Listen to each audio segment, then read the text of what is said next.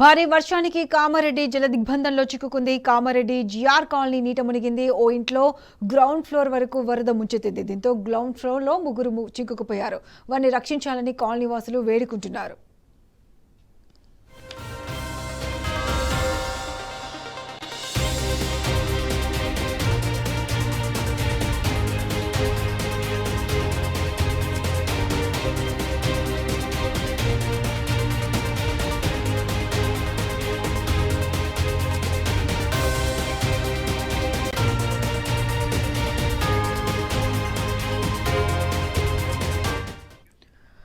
Right, ఇదే అంశంపై స్పందించడానికి మనతో ఫోన్ లైన్ లో ఉన్నారు బీఆర్ఎస్ నేత సుమిత్రానంద్. నమస్తే అండి సుమిత్ర గారు. నమస్తే అండి. సుమిత్ర గారు చెప్పండి, అంటే కామారెడ్డి జిల్లాలో భారీ వర్షాలు కురుస్తున్నట్టు తెలుస్తుంది. అంటే ఒక ఇంట్లో గ్రౌండ్ ఫ్లోర్ వరకు వరద నీరు ముంచెత్తి వాళ్ళు సహాయం కోసం ఎదురు చూస్తున్నట్లు తెలుస్తుంది.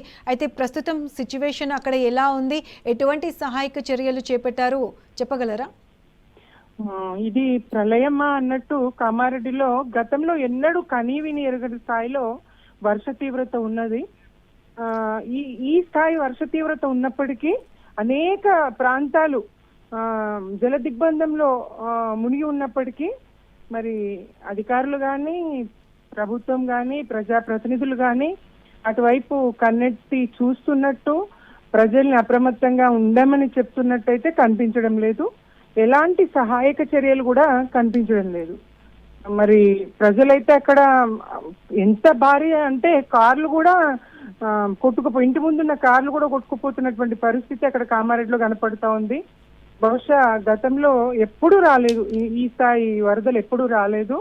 దీనికి సంబంధించినటువంటి సరే ప్రకృతి ఇటు బీభత్సాన్ని సృష్టిస్తూ ఉంది. పాలకులు ఇటు ప్రభుత్వము ఎలాంటి సహాయక చర్యలు చేస్తున్నట్టయితే కనిపించడం లేదండి. ప్రజలు తీవ్ర ఇబ్బందుల్లో ఉన్నారు, అక్కడ భయభ్రాంతుల్లో ఉన్నారు. ఇదే జిల్లాలో వాటర్ ట్యాంక్ మీద కళ్యాణి వాగు నిర్మాణం, అక్కడ ప్రాజెక్ట్ నిర్మాణం పనికి వచ్చినటువంటి కూలీలు 10 మంది ఒక వాటర్ ట్యాంకర్ మీద ఎక్కి మా పొద్దున్న నుంచి వాళ్ళు అక్కడ ఎదురు చూస్తా ఉన్నారు కాపాడమని. ఎలాంటి ప్రయత్నం అక్కడ జరుగుతున్నట్టు కనిపిస్తలేదు. మరి ప్రభుత్వానికి ఎందుకు చీమ కుట్టినట్టు లేదో, ప్రజల ప్రాణాలంటే ఎందుకు లెక్కలేదో ఏం అర్థం అవుతలేదు. ప్రజలైతే తీవ్ర ఆగ్రహావేశాలతో ఉన్నారండి. ఇక్కడ ఎలాంటి సహాయక చర్యలు అయితే కనిపించడం లేదు. అటు రోడ్లు, ఇటు రైల్వే అన్ని విధ్వంసమే.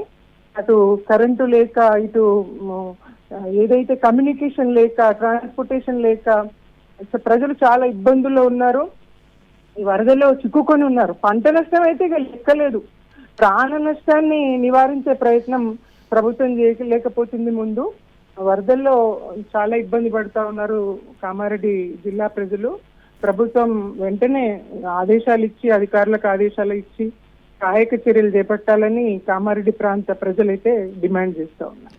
సుమిత్ర గారు చెప్పండి, అంటే ప్రస్తుతం కామారెడ్డిలో మొత్తము వరద నీరు ఎక్కడికక్కడ చేరిపోయింది. అంటే కొంత లోతట్టు ప్రాంతాల్లో ప్రజలు కూడా చిక్కుకొని అల్లాడిపోతున్నట్టు తెలుస్తుంది. అంటే ఇప్పటి వరకు ఏవైనా పునరావాస కేంద్రాలు ఏర్పాటు చేశారా? వారికి ఫుడ్ కానీ, వాటర్ కానీ సప్లై చేసేటట్టు అంటే ఏమైనా ప్రభుత్వం అనౌన్స్ చేయడం ఏమైనా జరిగిందా అక్కడ? ఏం లేదు, ఇలాంటి చర్యలు కనీసం కాపాడే ప్రయత్నం ముందు చేయడం లేదు. కాపాడిన తర్వాత కదా పునరావాస కేంద్రాలు, వాళ్ళని తరలించడం, ఇట్లా అసలు ఆ ప్రయత్నమే ఉన్నట్టు కనిపిస్తలేదు. కామారెడ్డిలో ఇళ్లలోకి నీరు వచ్చి చేరింది, ఇళ్లన్నీ మునిగిపోయి జల దిగ్బంధంలో ఉన్నాయి. చెరువు ఆ కింది పరివాహక ప్రాంతంలో కింది ప్రాంతంలో ఉన్నటువంటి ఇళ్లన్నీ కూడా, జిఆర్ కాలనీ అయితే పూర్తిగా జల దిగ్బంధంలో ఉన్నది.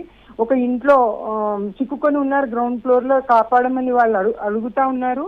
ఇంతవరకు ఎలాంటి రక్షణ చర్యలు లేవు. కనీసం ఎక్కడ కూడా కామారెడ్డి అటు చెరువుల్లో, కుంటల్లో చిక్కిన వాళ్ళని కానీ, ఇటు ఇళ్లలో చిక్కుకుపోయిన వాళ్ళని కానీ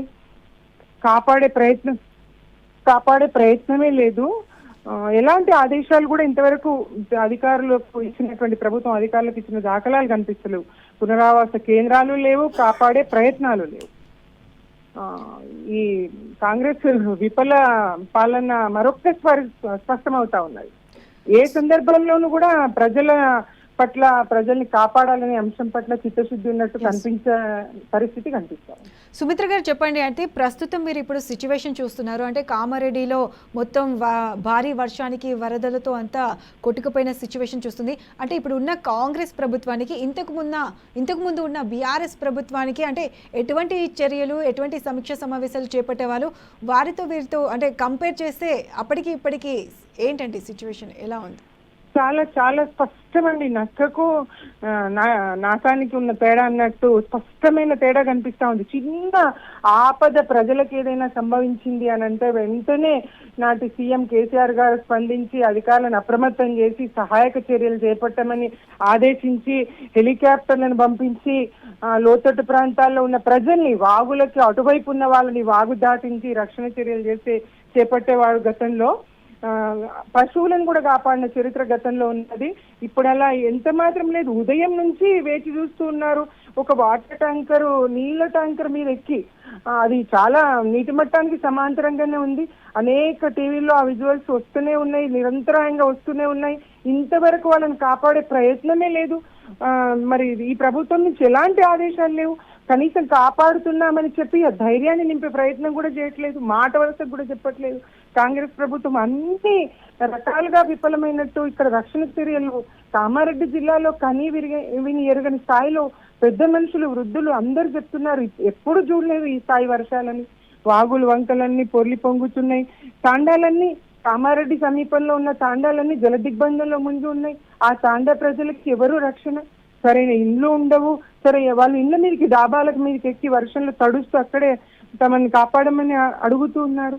ఎలాంటి సహాయక చర్యలు వస్తున్నామనేటువంటి మాట కూడా ఇప్పుడు ఈ కాంగ్రెస్ ప్రభుత్వ హయాంలో లేదు. నాడు కేసీఆర్ గారి ప్రభుత్వంలో ఎలాంటి ప్రకృతి విపత్తులు సంభవించినా ప్రజలకు అన్ని విధాలుగా నేనున్నా అని భరోసా కేసీఆర్ గారు ఇచ్చేవారు. ముందు ఆయన మాట ఉండేది, తర్వాత చర్యలు ఉండేవి. ఇప్పుడు మాట లేదు, చర్యలు లేవు. అక్కడ స్థానిక ప్రజాప్రతినిధులతో మాట్లాడినామని చెప్తా ఉన్నారు సీఎం రేవంత్ రెడ్డి గారు. కానీ ఎలాంటి వాళ్ళు అక్కడ ఉన్నట్టు, స్థానికంగా ఉన్నట్టు వాళ్ళు ఏమైనా చర్యలు తీసుకుంటున్నట్టు అయితే కనిపిస్తలేదు.